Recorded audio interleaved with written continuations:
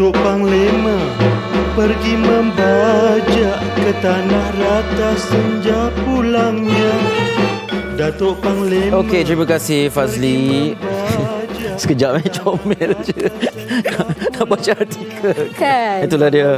Biasalah tu siaran langsung kan.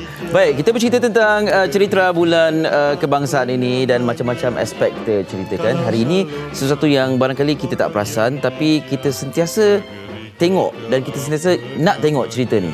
Betul? Ya, filem berjudul Masa-Masa Manis. Ya. Filem klasik yang kira daripada dulu sampai sekarang kalau kita tengok takkan pernah jemu, takkan pernah bosan kalau Ya. dapat tengok cerita tu kan. Ya, apa kaitan cerita Masa-Masa Manis ni dengan cerita bulan kebangsaan? Kita bercakap tentang penubuhan Malaysia. Filem Masa-Masa Manis ni diedarkan ataupun ditayangkan pada tahun 1965. 2 tahun selepas Malaysia ditubuhkan. Dan ketika itu oleh Tan Sri P.Ramlee dari Singapura ke Malaysia berpindah dan jadi pengarah filem untuk di Malaysia lah. Dan kita saksikan sedikit sudutan kenapa filem ini sangat-sangat unik. Saksikan. Oi, orang sebelah. Itu dah melampau lah tu. Apa kau fikir kau banyak lawa? Kelibatan lebih lawa daripada kau. Okey. Ini adalah heroin ataupun pendukung watak utama dalam filem Masa-Masa Manis. Masih tahu namanya? Tahu, Ya. dia dikenali sebagai Sharifah Hanim ataupun nama sebenar beliau adalah Yang Mulia Sharifah Hanim binti almarhum Tunku Said Hamzah Jamalul Lail. Ya, maknanya Sharifah Hanim ni ataupun Allahyarham Sharifah Hanim ini kerabat di Raja Perlis. Ya, kerabat di Raja Perlis dan merupakan anak saudara kepada Perdana Menteri yang pertama, anak saudara kepada almarhum Tunku Abdul Rahman Putra Al-Haj.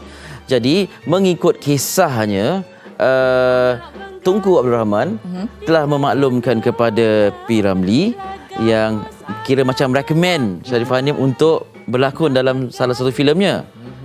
Jadi atas dasar menghormati pemimpin negara, Tan Sri P.Ramlee menerima undangan itu dan menerima Sharifah Hanim sebagai watak utama dalam filem Masa-Masa Manis. Cuma kena minta kebenaran Istana Perlis ketika itu sebab kerabat diraja kan. Dan sebelum itu watak Cikgu Nurkiah ni asalnya dipegang oleh Mariani. Oh. Seniwati Mariani. Jadi dalam cerita tu ada Cikgu Nurkiah, ada Rohani. Rohani ni sepatut ialah kawan Cikgu Nurkiah tu. Yang sekarang yang selepas itu dipegang oleh Mariani. Jadi Mariani sepatutnya jadi Nurkiah, Mariani jadi Rohani. Nurkiah, Sharifah Hanim ambil alih. Okey. Lakonan pertama dan terakhir di bawah arahan Tan Sri P.Ramlee. Itu yang sangat unik. Dan yang lebih unik ya berkaitan dengan bulan kebangsaan ini, penubuhan Malaysia ini, filem ini antara lain menunjukkan betapa cantiknya Kuala Lumpur. Ada satu babak yang Cikgu Nurkiah ni dan ibu dan adiknya Hashim yang datang dari Kedah tu ke? Ya, main dari Kedah. Main Kedah tu. Nak baju koboi semua tu kan. koboi tu.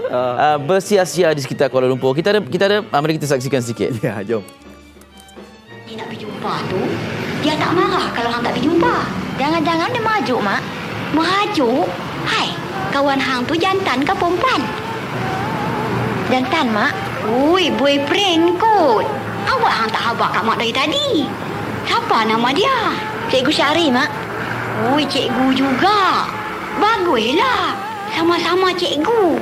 Bawalah Mak pergi jumpa dengan dia. Tak malah, Mak. Malulah. Apa yang anak malu?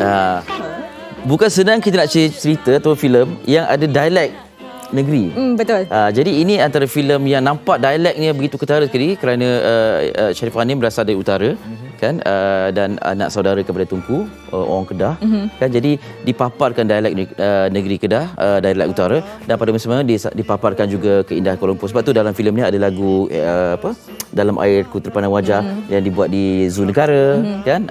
Jadi banyaklah signifikasi Kuala Lumpur itu tentang Malaysia itu dikongsikan di dalam filem ni. Ni gambar yang cukup ikonik kan. Dan ini dia Ni stadium ni. Stadium Merdeka kan, yang dikunjungi oleh ibu dan juga adik dan juga Cikgu Nurkiah itu sendiri. Bayangkan ni Kuala Lumpur pada tahun 1960-an Ya. ketika Malaysia baru saja ditubuhkan dan di kawasan Masjid Negara. Dan kalau kita buat perbandingan, kalau sesiapa ada masa buat perbandingan kan, Ya. kawasan ini carilah di mana Betul. Dulu dan vantage sekarang. point ni dulu dan sekarang. Ya. Tapi dia macam kepada kita yang mungkin dari contoh dari Kedah kan. Dari Kedah ke datang ke KL jadi dibawa jalan-jalan. Jadi waktu ketika itulah yang ada dekat Kuala Lumpur waktu ketika itu. Betul. Apa nama Stadium Merdeka kan, Masjid Negara. Zoo Negara waktu ketika itu macam mana? Dah ada Zoo Negara. Dah itu ya lagu dalam air terpandang wayang di Zoo Negara kan? dan difahamkan kerusi yang Piramli duduk tu masih lagi ada di situ. Oh, menarik. Sangat-sangat menarik. Jadi kalau nak tahu bolehlah pergi ke Zoo Negara dan sebagainya, nak melihat dan sebagainya kan. Jadi filem ni adalah salah satu wadah untuk memperkenalkan negara, bukan hanya kepada rakyat tempatan tetapi juga kepada orang luar lah. Filem ini dipanggil antara filem rom-com ataupun romantic comedy terbaik Piramli diarahkan di Malaysia. Okey, itu cerita tentang Masa-Masa Manis. Dan mungkin kalau ada masa penonton kita juga boleh menonton filem Masa-Masa Manis. Siapa lebih-lebih lagi generasi baru ni wajib menonton filem Masa-Masa Manis ni.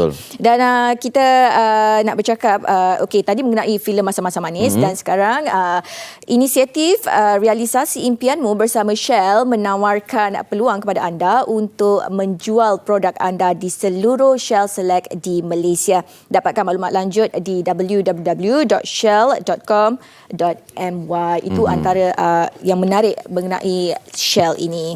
Dan kita berehat seketika dan sekembalinya nanti kita akan bersama Alice dan juga tetamu kita Dr. Muhammad Afzanizam Abdul Rashid akan bercakap mengenai adakah bersedia berakhirnya moratorium. Kalau anda nak tahu perinciannya, pastikan anda terus setia bersama kami di Malaysia Hari Ini.